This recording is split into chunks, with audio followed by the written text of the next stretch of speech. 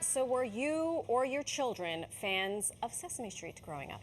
Of course. Yes and yes. It was always on in the house. Our next guest is a New York legend, television icon, and cultural trailblazer. Sonia Manzano played Maria on Sesame Street for more than 4 decades. Crazy. She also won more than a be? dozen Emmys for her work as a writer for the show. Now, writing's one of the many things that Sonia has been doing since stepping away from the small screen in 2015. She's got a new book out today. It's called Coming Up Cuban, and the book tells the stories of 4 young Cubans and how their lives changed following the 1959 revolution in Cuba. First of all, I am thrilled to meet you in person. You are amazingly beautiful, and it's a thrill for me. Yes. Thank you. It's a joy to be here. I appreciate it. It is like my real life idol. I'm sitting next to her, cool, right? talking to her. So it's a little light reading, right? You go from something like Sesame Street to the revolution in Cuba. Right, What sensibility did you bring to this book as una puertorriqueña? Well, it was such a strange origin story. I'm at a cocktail party. A United States citizen tells me that his father owned a chicken farm in Cuba in 1959, and when Castro took over, they had to leave quickly, and they had to leave the family dog behind. Oh, so sad. And he said, no worries, the dog showed up on a boat a few months later in Miami, and they got reunited. So I thought, what a cute idea for a picture book. But then I started reading more about the revolution, and there were so many more interesting stories. Kids who had to leave, kids who had to stay. Yeah. And I wanted to illustrate all of them. Right. Right, I love this. I just got obsessed by it. I'm a New Yorican. I'm not Puerto Rican. I mean, I'm Puerto Rican, New Yorican.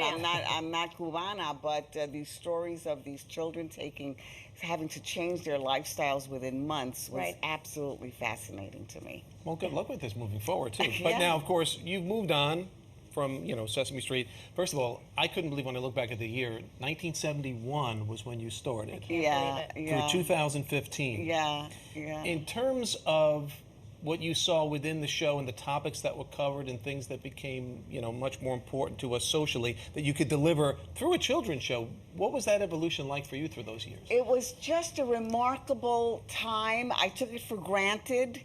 The show Sesame Street came out of the social times, what was going on, the civil rights movement, everybody was marching, and the society was tumultuous, and it was simple. The mission was simple. Joan Gans Cooney said, people who run the world can read, therefore these underserved children have to know how to read. It's very simple, and so it was an exciting time, a perfect explosion of artistry and idealism. When you were on the show, was there ever a bit or a skit you were like, yay, I get to do this with Grover, so-and-so, Oscar the Grouch? Did you have a favorite? No, it was more like, I get to be in the same set with Ray Charles and Tony Bennett.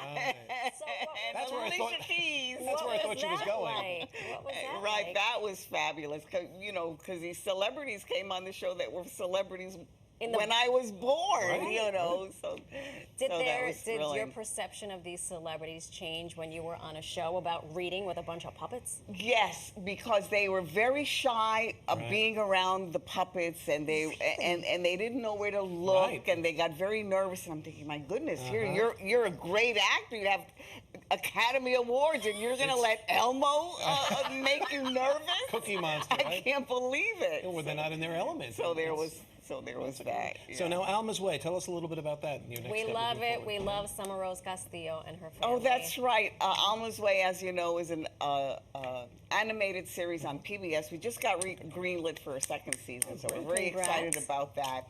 Summer Rose Castillo, as you mentioned, does the voice of Alma on our show. And just like Sesame Street came out of the 60s and 70s, this show comes out of what's going on now. I noticed that a lot of kids have so much pressure on them to pass tests, to memorize, to speak English, whatever.